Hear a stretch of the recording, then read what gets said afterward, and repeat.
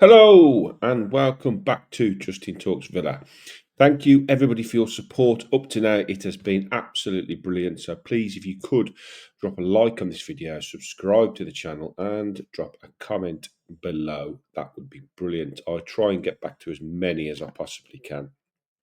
So what's today about? It's just a bit of a recap about the last week, what's going on with the channel, what we've got coming up. Guests that I've booked another guest on, and I'm really chuffed. I'll let you know who that is at the end. I've got a video dropping probably not far after this one drops tonight of Stefan Moore interview from last week, the first of two. But I'll tell you about that later. Firstly, let's talk about this. I'm recording this the day after one of the greatest nights I've ever experienced at Aston Villa Football Club. Villa Park was absolutely bouncing last night. One of the best atmospheres I've ever witnessed. Spoke to a few PSG fans on the way back to the van, and they agreed it was a sensational atmosphere. They actually said that they've obviously got the ultras section, which is bouncing all the time, but they haven't experienced a whole ground like Villa in a very long time. Very complimentary about the club, and it was just a simply sensational performance. I mean, once we go two down, everybody's just thinking that's it, it's all over. Even me, the most optimistic Villa fan, I found it hard to find a way back, but I just kept believing if we could get one, then maybe we could get another. And the Yuri Tielemans goal was an absolutely monumentally important goal. It got us back into the time, got us a little bit of belief that we could maybe go on and hurt them some more in the second half. And, you know, we did hurt them some more in the second half. If you look at some of the statistics, I mean, this was the first half yesterday. Just take that off for a minute. And if you can see here, we've got, we didn't have much possession, obviously, 33%. But we did create 5 chances. I mean, once again, punished. I think their first 2 shots on target were 2 goals, which was devastating for us. But I mean, the amount of quality they have, the 2 fullbacks are like old-fashioned wingers, and they not only are they good defensively, but they are absolutely phenomenal in that final third, and they're finishing. I mean, the second goal from the left back, he's just caressed it into that bottom corner, and Emmy didn't have a chance. So it was, you know, we all know the quality they possess. But we, went toe to toe with them as much as we could. And at 2-1 down at half time, there was a glimmer. I'm going to say that at the very least, there was a glimmer. And, we had to come out all guns blazing in the second half. And boy, did we come out all guns blazing. When you see the statistics of the second half last night, here they are, an expected goals of 1.82. Again, only 35% possession, but we have 12 shots on target. This is against one of the most elite clubs in the world, not just in Europe, in the world. They possess absolute quality throughout the whole team, and we made them panic. We made them worry like hell. I mean, some of the comments I've seen coming out from Luis Enrique, it's been a long time since they was in a battle like that with a team of the quality we showed. Very reminiscent last year when we played Manchester City at Villa Park, and Pep Guardiola come out and he said after the game that he hadn't seen a performance against their team like that. So we've got these performances in us, haven't we? And we've seen them quite regularly. Maybe this season not as regularly as last season, but we've got it in us, haven't we?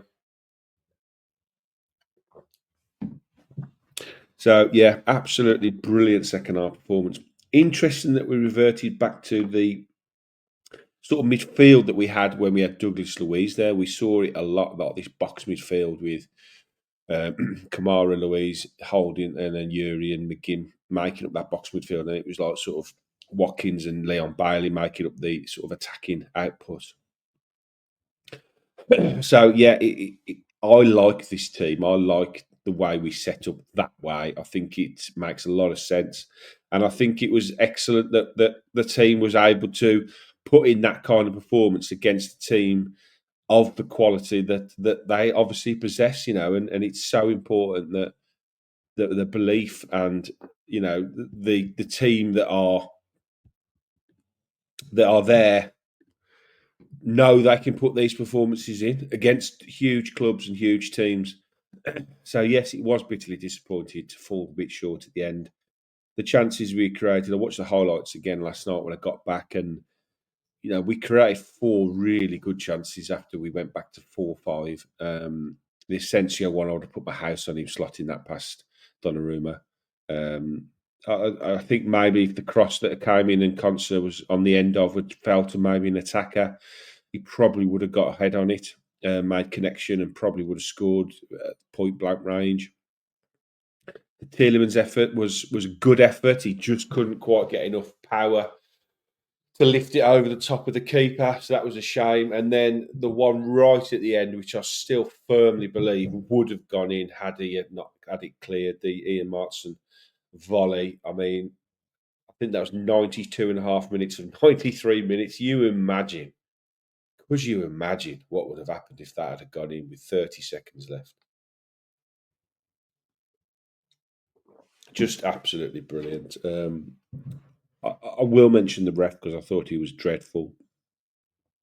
I put a tweet out yesterday about how bad I thought he was, and a lot of neutrals are saying that they felt he did okay, and they didn't really see the problem with a lot of the decisions.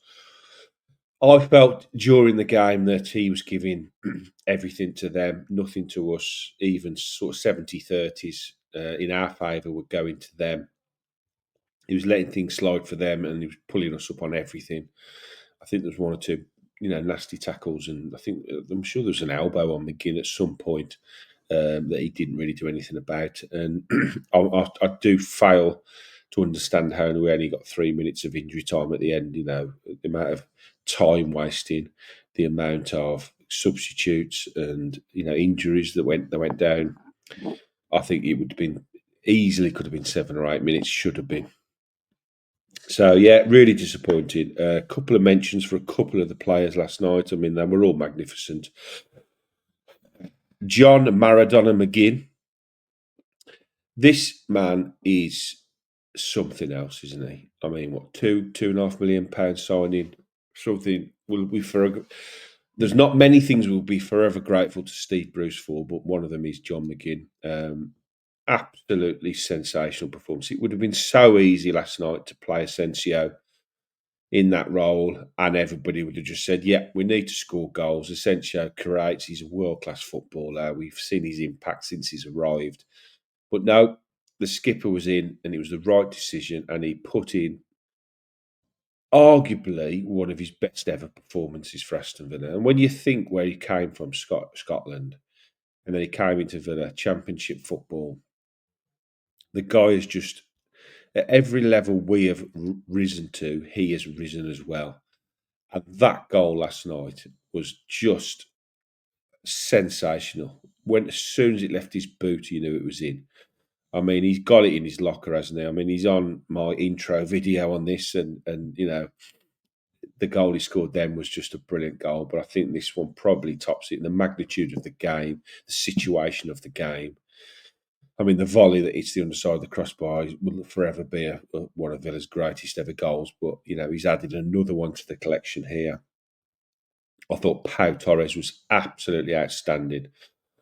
I mean, we're very blessed at the back to have some really good players, and Mings has been brilliant since he's come back from injury, and he adds something a little bit different to the back four. He adds a more solid, full-on defender vibe when he plays. He's a blocker, he's a header, he's a leader, he's an organiser.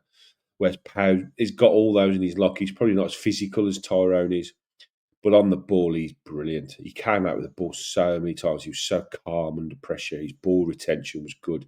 The use of the ball was really good. So, yeah, I was really impressed with Pau Torres, but I was impressed with all of them, to be honest. It would have been very easy for Matty Cash to get a bit down after the first half because everything was coming down the left again. And the first goal came from down the left. But I think he stood up really well to the challenge. Luca Dean was good. The 4 midfielders, as I said earlier, were really, really good. And I thought Rashford probably not at his best in the first half, not that threatening. But boy, did he come alive in that second half. Some sensational runs with the ball. They couldn't cope with him at times. And his run to set up the Ezri Konsa finish, which was an absolutely outstanding finish from a central defender, was absolutely brilliant. Absolutely sensational. So I don't know where to start with the Champions League campaign. It was a dream to qualify last year. It was something we have all dreamed of for a very long time, and we all hoped it would be something special, and I think it's delivered. Yes, we've fallen short, but we've fallen short in spectacular fashion. We didn't go out with a whimper. As Unai Emery said when we qualified, we're not in this competition to make up the numbers, and I think the whole of Europe now will stand up and take notice of Aston Villa Football Club. We are not going to stand on our laurels. We are not going to say, that's it now, we've done it once, great. What a great season that was. No, we want it again. The players are hungry for it again. They want that feeling again next season of qualifying for the Champions League and having these special European nights at Villa Park. And they are so, so special. So it's been brilliant. I've enjoyed every minute of it. I've been to every single home game. I mean, when you look at the games at home that we've had this season, I mean, we've beaten Bayern Munich 1-0. We beat Bologna 2-1, 2-0. We drew Juventus 0-0. We beat Celtic 4-2, Bruges 3-0, and then top it off last night with that win against PSG, unbeaten at home, against some of Europe's elite clubs is just brilliant. Our home record this season since that opening day defeat to Arsenal, which we should have won, I might add, has been unbelievable. Was it 17, 18, 19 games now, something like that? So, yes, it's been brilliant. I thank Unai. I thank the owners. I thank the coaching team, everybody that's done everything to make it as special as it has been, everybody that's put time and effort in to put the scarves out, to put the flags out. The tifos have been brilliant. The fireworks, there's so much has to go into one of these evenings that we see. That 10 minutes before kickoff when, you're sitting there and the lights go dim and the music plays and the video montages are on the screens and the fireworks start. All that 10 minutes takes days and days and days to organise and set up and pay for. None of this stuff's cheap either. I know we pay a premium to go, but we are getting a premium product, in my opinion. Quarter-finalists of the Champions League. We're never going to forget this season, are we? I shall never forget this season, and I want it again next season. So that leads me on to what comes next. So Newcastle, Saturday tea time. Back to league action, and it is another absolute monster of a game for us. When you look at the league table and where we currently are, 7th in the league, 54 points. I'll just try and get this on the screen, actually, because then that will help sort of give you the 2 seconds. I'm new to this technology. Newcastle at home at the weekend. It's going to be an absolutely massive game for everybody. I mean, if I'm honest, I think it's probably come at a good time. I think playing Newcastle at Villa Park is we need a big game after that, after what's just happened. So I think it's going to be massively important that we put in a huge performance on Saturday night. They're obviously missing Eddie Howe. I don't know how much of a big impact that's going to be for them, but I think it's something we've got to try and take advantage of. I think it's something that we can take advantage of, and I think the players coming off the back of that absolutely brilliant performance last night can take heart that they can go toe-to-toe with anybody. So here's the league table. Finally got it up. It's tight, isn't it? A couple of weeks ago there was teams with lots of games in hand over us, and we needed to try and take that up closer to the end of the season. So we're 7th now currently. Chelsea just above us, same points. Man City 1 point ahead, and we've all played the same games. Newcastle have played 1 game less and are 2 points ahead of us. So you can sort of see the critical nature of the game now on Saturday, that should Newcastle win with, only 6 games left, I think now. What are we on? 42, 38 games. So yeah, we've got 6 games left. So after Saturday, we'll have 5 games left, and Newcastle would have was that 5 points difference. So it would be difficult to rein Newcastle in. Forest again, we've got to keep winning to keep track with them. They're still catchable. We're only 3 points beyond Forest now, and they've had a bad result last weekend, coming off the back of the beating we gave them. So yeah, City on Tuesday night to come after. We're playing all these teams around us, and the next 2 games could conceivably map out where we're going to finish at the end of the season. 2 positive results. I think 4 points minimum from these 2 games is where I'm currently at, to give us that little bit of hope with those last 4 games to come after that. And the little task of an FA Cup semi-final as well against Crystal Palace on the horizon. So much to look forward to. So that's the football sorted for a minute. Right, onto the podcast. So, as I say, probably just after this video gets uploaded, the Stefan Moore interview will be up and running. Obviously, up to now, I've interviewed some older players who have had a huge impact on our football club. Peter With and Brian Little and Gary Thompson, obviously. But this was something a little bit different and something I definitely want to do more of. More younger players that I'd say Stefan's more of a mid-age player, not a young player, but somebody that had a really, really interesting story. A lot of people of my age will know all about Stefan Moore and his brother Luke coming through the academy. They were hugely, it was hugely anticipated, their breakthrough. They won the FA Youth Cup, which our current under-18s are in the final of soon, which I will be reporting on. And then his career sort of stumbled and fell away a bit, and he was very open, very honest about his reasonings why he thinks that is. If anything, I think at some points he was too harsh on himself. But it's a really, really interesting story about what happened to him, how he fell through the leagues, ended up in non-league, and then regained his love of football. And he had a really, really sensational non-league scoring career for a good 10 years, and it's still a really good level. Anybody that's played football would have given anything to play at non-league level. So yeah, it's a really interesting interview, and we did another episode because he's currently the under-15s, under-16s youth team coach with Darius Vassell at Aston Villa. So we did another little video, which we discussed how we got into coaching and the current under-18s and the youth team players that are coming through now. And that will probably drop just before the FA Youth Cup final. So that's something to look forward to. Gives you a little bit of insight into the players that are coming through. We mentioned a couple of the young players below the 18s as well, who we think have got a real chance as well. So that's a really interesting interview. So I hope you really enjoy that one.